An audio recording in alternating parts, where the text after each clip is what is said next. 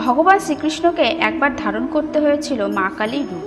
হিন্দু পুরাণে এমন এক ঘটনার উল্লেখ আছে যে একবার ভগবান শ্রীকৃষ্ণ কালী রূপ ধারণ করেছিল।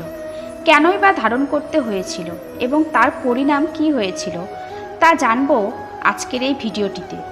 অধিকাংশ মানুষই এই ঘটনা সম্পর্কে জানে না। নমস্কার বন্ধুরা, সকলকে জানাই ধর্মভক্তি চ্যানেলে স্বাগত। আজকের আমাদের আলোচ্য বিষয় হলো কেন ভগবান শ্রীকৃষ্ণ কালী রূপ ধারণ করেছিল। ভগবান শ্রীকৃষ্ণের বিভিন্ন লীলার কথা আমরা অনেক শুনেছি। তিনি বিভিন্ন সময়ে ভিন্ন ভিন্ন রূপ ধারণ করে লীলা করেছেন। তারই মধ্যে এক রূপ হলো কালী রূপ। তাকে এমন এক লীলা দেখাতে হয়েছিল যার সাথে জড়িয়ে আছে শাক্ত সম্প্রদায়ের শক্তি আরাধনা। বৈষ্ণবদের কাছে যেমন ভগবান বিষ্ণু, তেমনি শাক্তদের কাছে মা কালী। এই প্রবল ধর্মীয় বিভেদিতার মধ্যে মিলন সেতু হয়ে দাঁড়িয়েছিলেন স্বয়ং ভগবান শ্রীকৃষ্ণ। এমনই এক বিরল ঘটনার উল্লেখ আছে পৌরাণিক ইতিহাসে।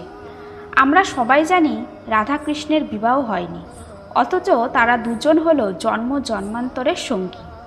রাধার বিয়ে হয়েছিল আয়ান ঘোষের সাথে, কিন্তু বিবাহের পরেও রাধা সবসময় কৃষ্ণের চিন্তায় মগ্ন থাকতেন। তারপর একদিন শ্রীকৃষ্ণের বাঁশির শব্দ শুনে রাধা তাকে খুঁজতে বেরিয়ে পড়ে।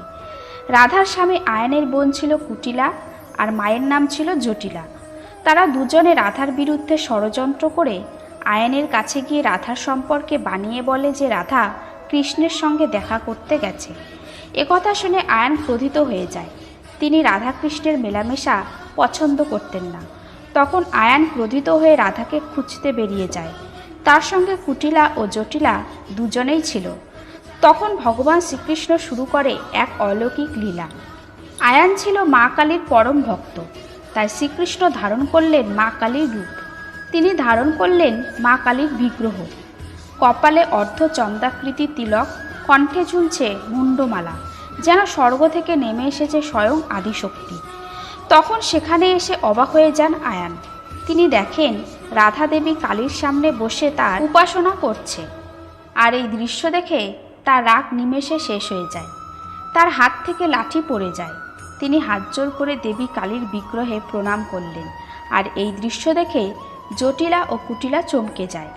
ভগবান শ্রীকৃষ্ণের এই বিশেষ রূপ কৃষ্ণকালী নামে প্রসিদ্ধ। এই রূপ শাক্ত ও বৈষ্ণব উভয় সম্প্রদায়ের কাছেই বিশেষ গুরুত্বপূর্ণ। দেবীর বাৎসরিক পূজা অনুষ্ঠিত হয় মাঘ মাসের কৃষ্ণ চতুর্দশী বা রটন্তী চতুর্দশী তিথিতে। দেবীর পূজাতে সকল দুঃখ কষ্ট চলে যায়। তো বন্ধুরা, কেমন লাগলো আজকের এই ভিডিওটি? আজকের এই ভিডিওটি যদি ভালো লেগে থাকে তাহলে কমেন্টে নিজেদের মতামত জানাতে ভুলবেন না।